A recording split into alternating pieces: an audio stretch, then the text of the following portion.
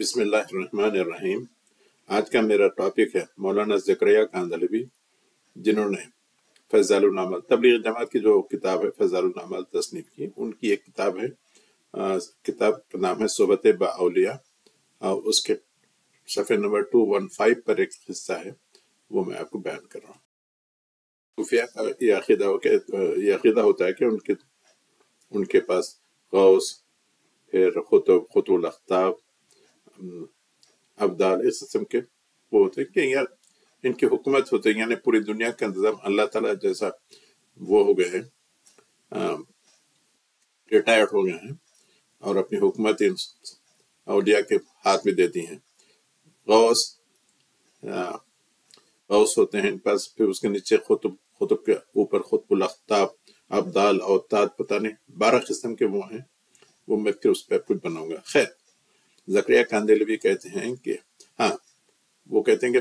پوری دنیا میں 40 ابدال ہوتے ہیں، کہیں کا ابدال مر گیا تھا، تو غوث کی محفل میں ڈسائڈ ہو رہا تھا کہ کس کو یہ کریں، تو غوث نے کہا اچھا میں بھی آپ کو بتاتا ہوں۔ اس نے کہیں پر نگاہ کری کہ کسی باغ میں ایک مالی ہے، جاؤ اس کو لے کے آ جاؤ، وہ ابدال ہوگا۔ لوگ وہاں پہ گئے اس کو لے کے آنے کے لیے،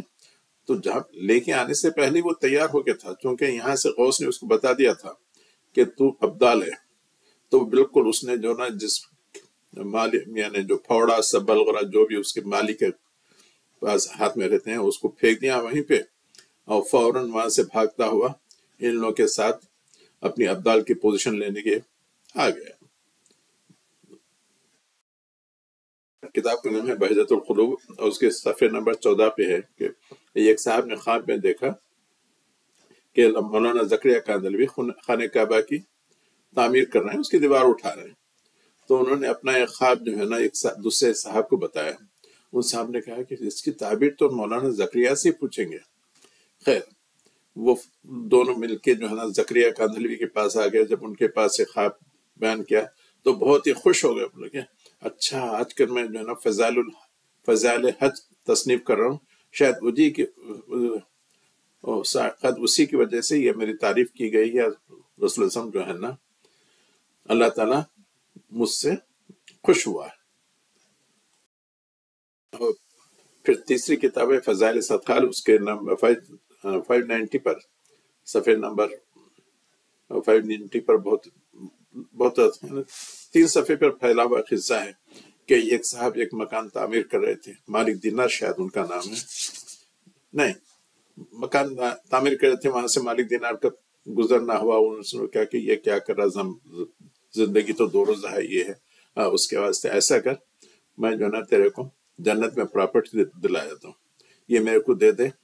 وہاں پہ اس کے بدلے میں اللہ تعالیٰ کے پاس ایک پراپرٹی دلا دیتا ہوں۔ تو ٹھیک ہے، اس کو جو ہے نا اپنا ڈاکومنٹ وغیرہ سب دے دیتے، وہ ڈاکومنٹ وہ اس انسان کا جو تعمیر کر رہا تھا اس کا چند روز کے بعد انتقال ہوا تھا، یعنی زمین تو اپنے پراپرٹی تو بیچ دیا، ڈاکومنٹ بھی سائن کر دیا، اس کا انتقال ہو گیا، تو جب اس کو دفن کرتے رہتے تو وہ ڈاکومنٹ اس کے کفن میں رکھ دیتے ہیں۔ چند دنوں کے بعد دیکھتے کہ وہ ڈاکومنٹ اللہ تعالیٰ کے پاس سے سائن ہو کر آ گیا، اور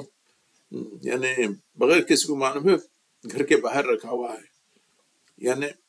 جو ڈاکومنٹ یہاں پہ اللہ نے اس کو بدلے جو ہے نا وہاں پہ جنت میں محل بھی دے دیا۔ خیر بہت بڑا تفصیلی قصہ ہے، آپ پڑھ لیں، یعنی یہاں پہ دیے اور اللہ تعالیٰ کی طرف سے اس پہ دستخط بھی ہو کے آ گئی، آپ لوگ پڑھ لیں۔